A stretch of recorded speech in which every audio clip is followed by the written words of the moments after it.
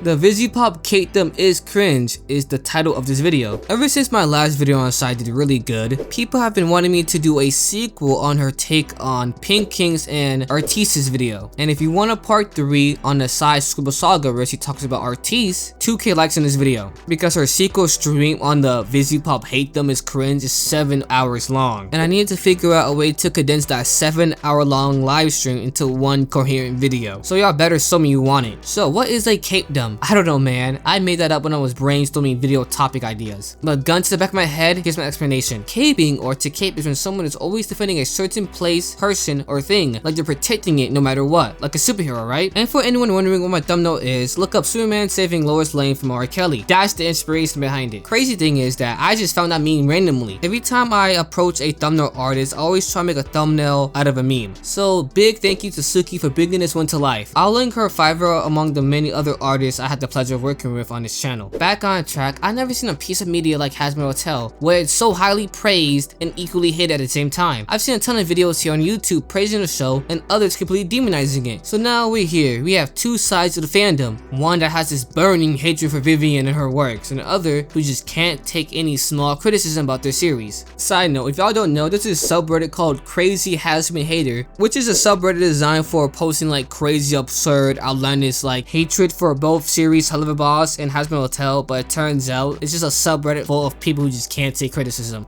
So, Side A hates VivziePop with a passion, Side B just turns off their brain and ignores any valid critiques of both shows. But I'm on Side C, the group of fans who actually enjoys Hazbin Hotel and Hell of a Boss, but are able to criticize it and hope it can do better. But before we can go on, shout out to Zacharific. He actually made a pretty good defense of Hazbin Hotel, where he responds to another creator on the topic of good versus bad indie writing. You should really check it out. To move on with the video, this is where Sai Vs Pink King steps in. First up, before the whole VivziePop Hatedom debacle took place, I actually enjoyed watching Sai's content. I'm pretty sure I referenced this in my original Sai/Limus video, but let me go more in depth. I binge watched Sai's coverage of Lily Orchard, and I respect her Steven Universe take because I'm a fellow Steven Universe fan. There's a discussion around what's the top 5 best Cartoon Network shows, and Steven Universe is not in it. Just know I'm not in the conversation yet. Around the same time I started watching Sai, I also started watching Pink King. So when the two cross paths for all the wrong reason, you can kind of see what I as a viewer was going through. Now among Sai's reactions to the many Hazbin/Hell of a Boss videos, I want to say this. Even looking back now, Sai tends to inflate her understanding of Hazbin Hotel and Hell of a Boss. What do I mean by that? Well, she just deadass adds her own personal headcanons and presents them as fact. For example, in her Limus video, she implies that the real reason that sinners sign their rid souls is to be protected by an overlord. I mean, it's not just a contractual obligation, it is a demonic contract. All the overlords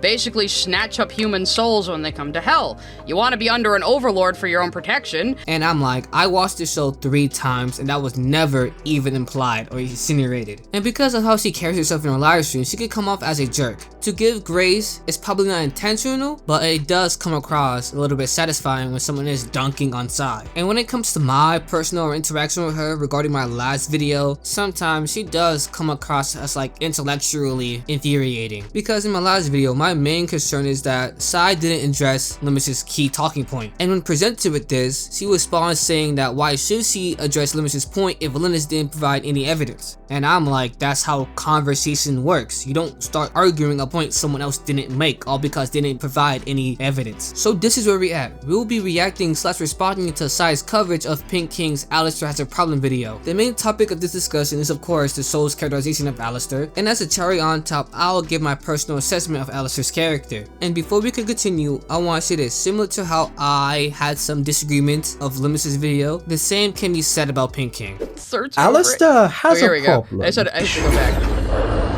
Now we're gonna watch the video, okay? Yeah, I said it. And in fact, I'd go as far to say that Alastor is the perfect representation of everything wrong with Hazbin Hotel and VivziePop's writing.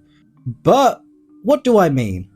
After all, Alastor is not only one of Hazbin Hotel's most popular characters, but probably the mascot of most of VivziePop's work, with him being plastered on constant merchandise, thumbnails, and used to promote special occasions. He's a fun How character. could he possibly be problematic? Well, it's not in the ways you might initially think. Hey guys, it's the Pink King here, and I recently saw a certain video by the YouTuber Definitely Bored Oranges, where they discussed VivziePop's projects with the good and bad that came with them. And it's good honestly video. A pretty good video, so I'll leave a link to their video in the description of this one. Be sure to check it out after watching this video. If you're I'm sure Oranges will appreciate it, Mr. 9.68k subscribers. Get off that nigga dick, bro. What is you doing? Yeah, this is 100% uncalled for. It doesn't matter how big your channel is, it's always good practice of actually crediting the video you're talking about. And it's kind of ironic because since then, Pink King has like doubled his subscriber count, is almost at the point of surpassing Sai. But the reason I bring this up is because while I too love Ozzy and Fizz's relationship, and it was foreshadowed that they're actually in love and posturing that they're not. I also love how Fizzaroli, with Alex Brightman's like fucking gravelly ass voice, is the Whoopi of the series. It's great. Watching this video, I realized that Where's Oranges makes a really good point that up until now I had never really noticed when watching the show. That actually makes a surprising lot of sense. That being, Hazbin Hotel having a serious telling but not showing problem, with a lot of the more important events happening either off screen or just told to the audience and how we're supposed to feel about it.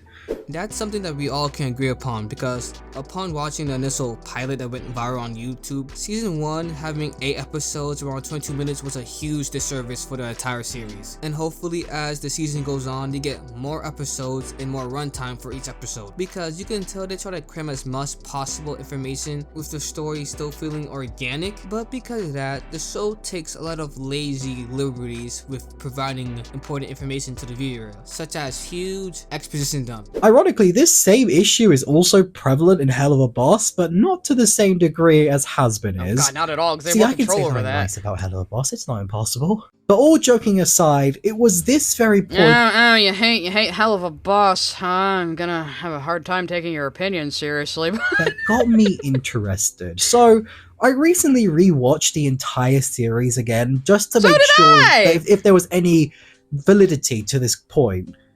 And after watching it again, it honestly makes a lot more sense now why I and many other people struggled to connect with Alastor.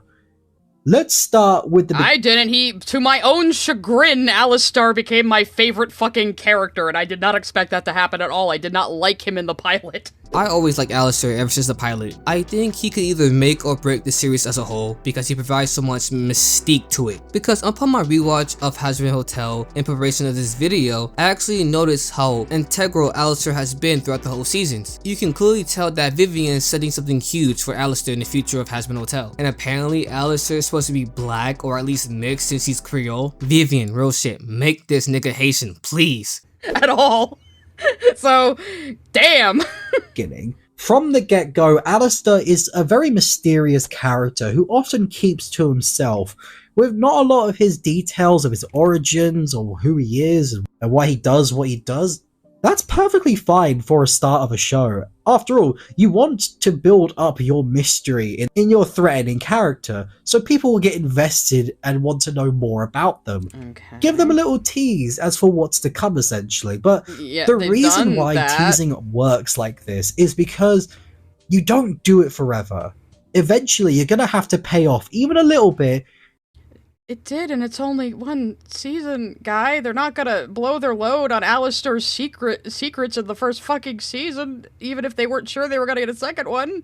I do have to disagree with Pink King's assessment of Alastor at this point in the video, because he's alluding to a problem that's not even there yet, because season 1 portrayal of Alastor have showed enough to keep the viewers engaged until season 2, because not only was given 2 backstory via Husker and Mimsy that paints a better picture of what Alastor truly is, it was alerted to by Husker and confirmed in the season finale that someone does own Alastor's soul. So the ending of season 1 kind of gave the audience what to expect next season, because we kind of have a better understanding of why Alastor is there at the hotel in the first place.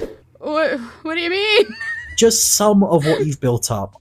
And ironically, the perfect example as to how to do this very thing with an intimidating, mysterious threat was in another Amazon show that I've been watching recently. That being... Title screen? Yes. How did I know? How did I know? Specifically with Omni-Man. He's also quite a mysterious being at the start. You're comparing Alastor to Omni-Man? Let's see where you're going with this. At face value, these are pretty unorthodox comparisons, but I'm all for extreme analogies and comparisons. So I'm gonna give the Pink King a chance and see if he cooks or burns the kitchen. I have seen Invincible. I've seen the first 1.5 seasons at least. So when was this made? A month ago. Okay. Well, A mysterious I didn't finish season 2 and I didn't even know fucking season 3 was out. I'm being bad. I gotta get back into watching it. being at the start with his strange, creepy behavior, but it was also paid off by showing us what he could really do. Yeah, that was also the inciting incident of the story, him killing the Guardians of the Globe. Sai's totally right here. I see where the Pink King is coming from because initially we both have two very strong, mysterious characters, but how they're used in their respective stories are totally different. The mystery around Nolan and why he killed the Guardians of the Galaxy?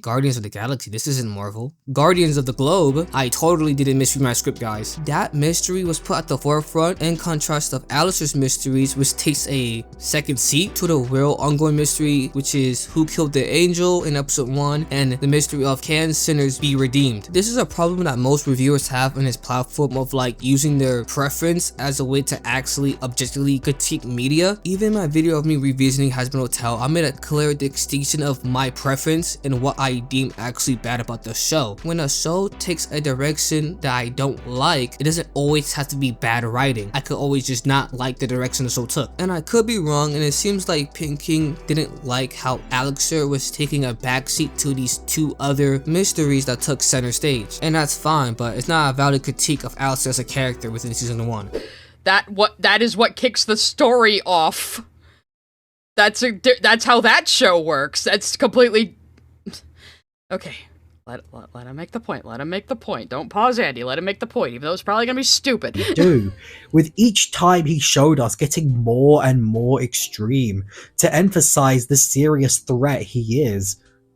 And in doing so, the few shocking moments by the end of the show, in hindsight, end up working as both payoffs and build-ups for the audience, as it makes us believe he's actually capable of doing all the stuff he's doing with a gradual build-up. Again, the construction and characterization of Omni-Man is incomparable to Alastor due to how currently important the roles are in the respective series. Omni-Man is basically the second most important character in the show, kickstarting the main event, or in better words, the main draw to the show. Because of Nolan's inner turmoil, it introduces us to the VivziePop as the true antagonist of the series and an explanation on why Nolan did what he did. Respectfully speaking, Alastor isn't as important to season 1 as Omni-Man is to season 1 of Invincible. If anything, not only Charlie, Angel Dust was more integral to season 1 and Vaggie was more integral to season 1. Not only is it highly engaging for the audience, but it Yeah, the audience, because the audience knows Omni-Man's evil secret before the main character, his son, does.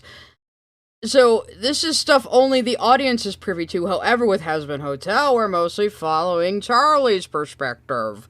You know, or the perspective of the characters who are not Alastor, because he is not a main fucking character, he is a secondary character. Alastor is a main character, he's part of the main cast. And even if season 1 didn't primarily revolve around Alastor like it did Charlie, Vaggie, or Angel Dust, you can see the show is clearly setting up something big with Alastor as he's part of the main cast. He has a decent amount of screen time compared to the other cast members like Nifty or Husk. And yeah, he might not be the main character, but he is a main character. He's a character that gets the plot going a lot, and No, we're gonna clock that T. He's a character that gets the plot going a lot, but he's not a main character. It's almost like he is a main character, right? mysterious, but he's not the main guy. Like, he's not even as important as Husker and Angel Dust, you know? Whoa, whoa, whoa, whoa, whoa, whoa, whoa, whoa, whoa, whoa, whoa. Whoa. Oh, I know you lying. We're talking about the same nigga who has not 1, but 2, but 3 major song appearances. We're talking about the same nigga who pushed the plot way more forward than Husk ever did. The same nigga who found out there was a way for these invincible angels to be defeated. The same nigga who helped Charlie get the army she needed to defend the hotel. The same nigga who's also tasked of co-managing the hotel alongside Charlie. I know we ain't talking about the same nigga who managed to get a deal deal with Charlie, Lucifer's daughter, like this isn't gonna be a major plot point down the line. The only thing Husk did was progress Angel Dust as a character. Alastor is not only tied to Husk because he owns his soul, he's also tied with the V's, the next antagonist of Season 2. And if you're still watching this video and want to hear my thoughts on Season 2 of Hazbin Hotel, please check it out on the channel. But yeah, miss me with that bullshit. What the fuck is that? What? Leaves us at the end of our seat. But with Alastor, that's not the case. Alastor will make threats and put on a spooky voice with everyone else being scared of him, but he'll rarely ever. The whole thing with Alastor is he's obviously playing a game of 5D chess. 5D chess is a major reach in the situation. Is Alastor sly, cunning, and intelligent? Yes, but you are severely overrating him right now. This nigga ain't Aizen, he ain't Rick and Morty, he ain't Pee-wee. What Alastor does is that he can figure out whether or not he's in the right moment or right time to pull a move in his favor. He's not this master manipulator pulling all the strings behind the scenes. Well, not yet. So far in Season 1, all his biggest moves was purely a coincidence. He was invited to the Overlord meeting and found out that angels can be harmed. Before he went to the meeting, Vaggie told him to take the egg boys with him, and he was able to convince one of them to figure out what was going on, and he used that to his benefit. He ain't playing 5D chess, he's just playing a game with the cards he's dealt with. With Charlie. And eventually, he gets Charlie into a position where she makes a deal with him. The daughter of the King of Hell now owes him a favor that she has to do whenever he asks, whatever it is. That's pretty bad. That's a pretty bad thing for him to have over her. We don't know when he's gonna use it or what he's gonna use it for. That's pretty fucking scary, actually. But back it up. It's almost like the opposite of Omni-Man, where the only people who knew the threat are the audience and not the characters. With Alastor, it seems the characters know, but not the audience, which isn't something.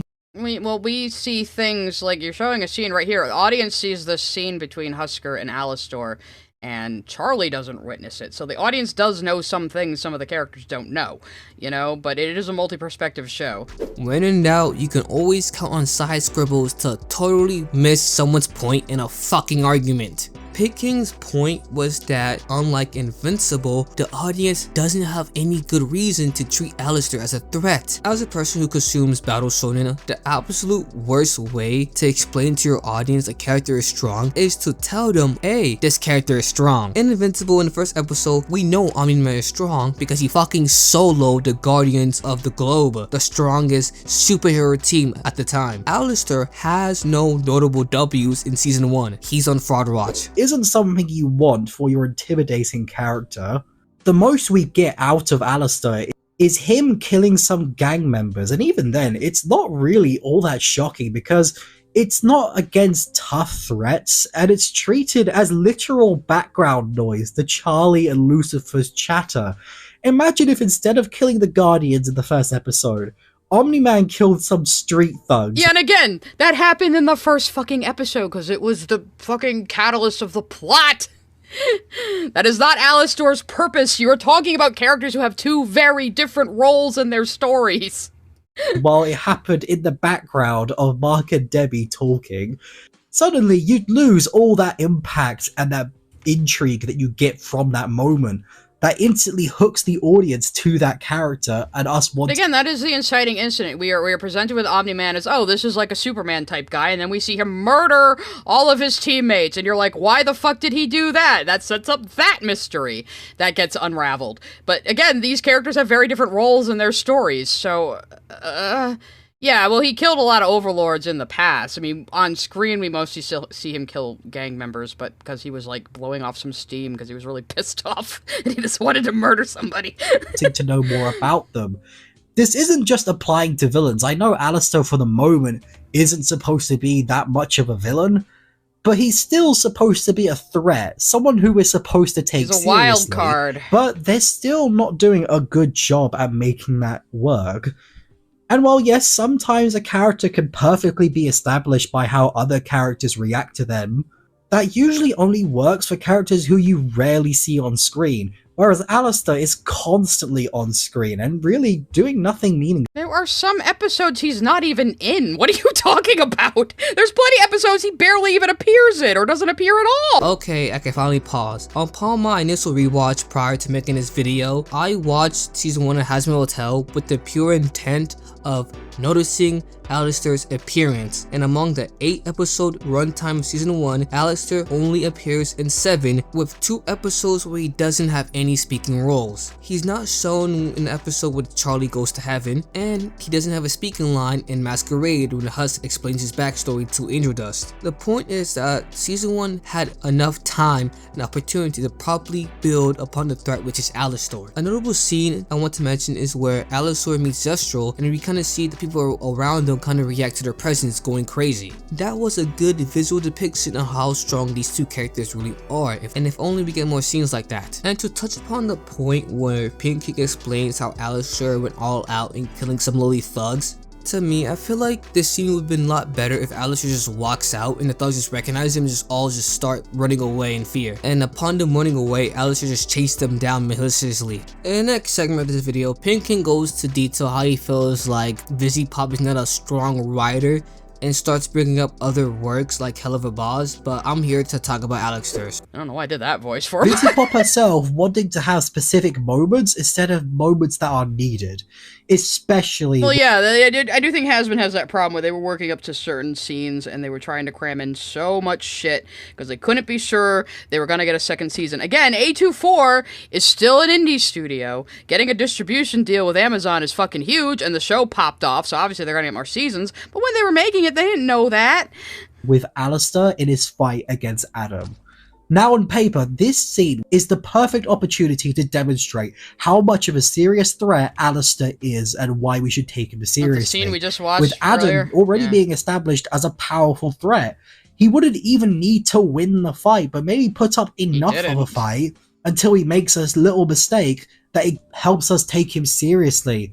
Just give us something that shows why we need to understand his threat. But no, we can't even have something like that because we want to have the moment where Charlie is the one to get Adam in a tough fight. So you're angry that the main character beat the bad guy in the end and not this peripheral supporting character? No, not exactly. We're mad at the fact that the entire season built up Alastor to be this overpowered strong character just for him to lose the way he did against Adam. That's your criticism of this? That Charlie, the main character, was the one who had the big moment defeating the bad guy? Except she didn't even, like, didn't Nifty fucking kill him while he was ranting? Isn't that what happened? Wait a minute! Has mercy. So father and daughter team up and beat him together. You know, the main character gets the support of her father she's been craving, and they beat the bad guy together. That is a completely expected plot turn. I don't know what you're talking about. Why should it be Alastor that defeats him? It was never about Alastor being the one to defeat Adam. It was all about properly showcasing Alastor's strength against Adam.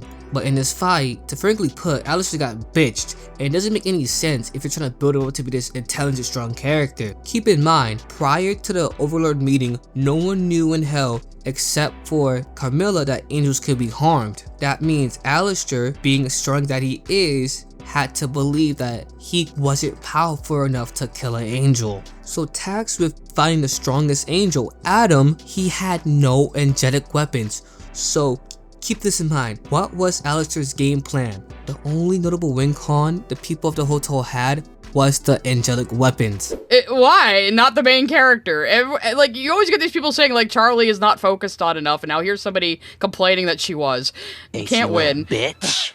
Okay, let's, I guess we gotta go back to Alastor versus Adam. Let's watch the rest of that fucking fight. Hopefully I won't get copyright struck. And you're... Fuck you, you red piece of fuck... You much fucking red... Fuck... Shut up! Poetry! I'm gonna wipe that shit-eating grin off your face, cause radio is fucking dead! What just happened? Fuck. Hey, he broke his staff. Yes! Fuck you, Alastor! This is better than sex! Anyway. Anyway. So, yeah, okay, he lost a fight, and then he was just distracting him. Have to disagree with you there. Radio's not dead, but it is ending this broadcast. Yeah, he made a tactical retreat. Okay. So? Okay, we're gonna have to look up that scene, too, I suppose. I don't even know what the fucking song is called. That's why, this is my fucking problem. I think this is the right one. Oh, maybe it wasn't a... No, maybe that was the actual original. I haven't heard it in a while.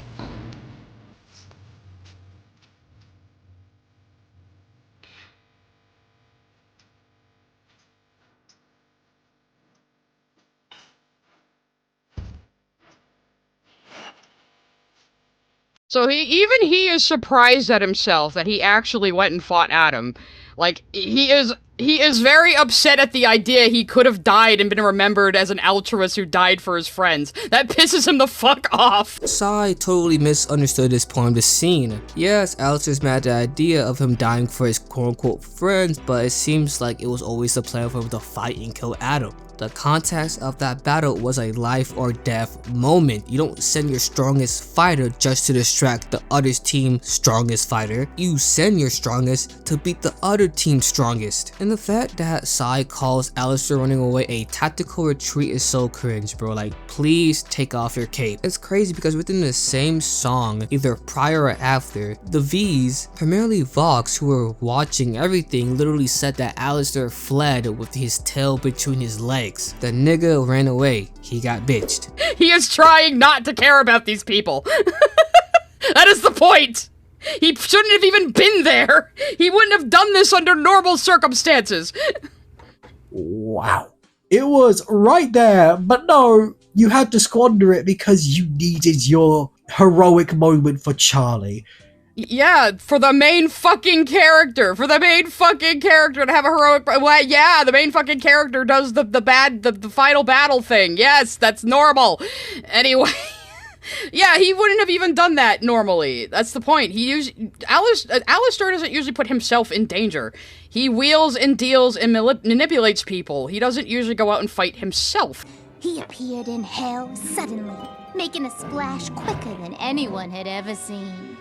At first, people wanted to dismiss him, but soon overlords started going missing. And not small ones neither. We're talking heavy hitters. Now, my dear, leave it to me. It's time I remind everyone why I am here. Ugh, finally!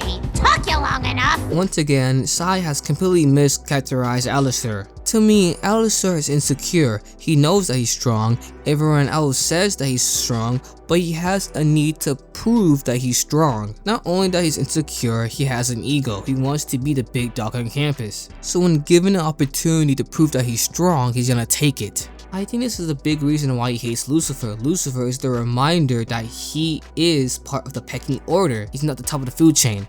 You know, and so even he's surprised that he did that, and he's pissed off that he did that. It reminds me of that one Family Guy meme where Pete is just like, it insists upon itself. Because yeah, it really does. That's it constantly wants to do certain moments without putting in the...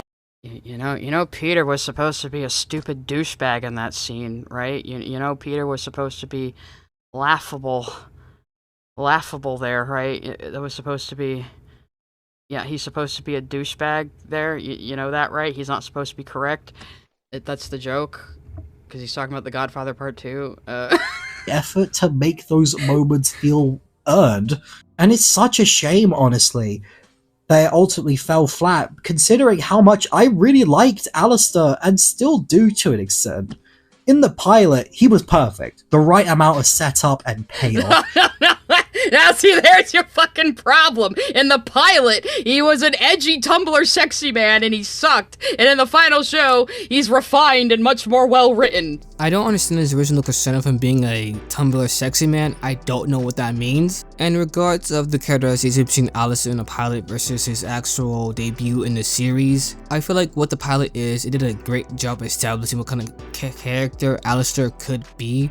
But when it comes to season 1, they kind of underplayed it. great. So I wouldn't say Alastor is more well written, but he definitely has more character flaws that he can work on, which is always a good thing. You liked Pilot, Alastor. Dear fucking Christ, your taste is terrible. I need to add this real quick. The majority of the Hazbin community liked Alastor in the pilot. That's not a hot take because the pilot was designed to draw more people in, get more eyes on the product, which is Hazbin Hotel, which it did. And it's not crazy to say that Alastor is a fan favorite. I say top 3 most popular character within the show. With a healthy amount of creep factor. And while yes, he's still enjoyable at times in the show, he's just never as interesting as he was in the pilot.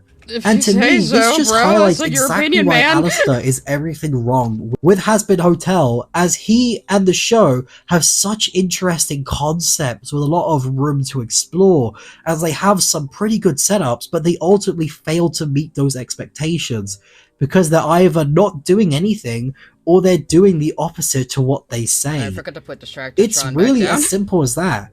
But it's not too late. Again, it's only been season 1, and depending on how much they want to do, they still have plenty of time to make Alastor. I mean, you didn't even mention that we find out very clearly that Alastor is contracted to someone else, someone unknown, someone who maybe sent him to the hotel in the first place, who has ulterior motives.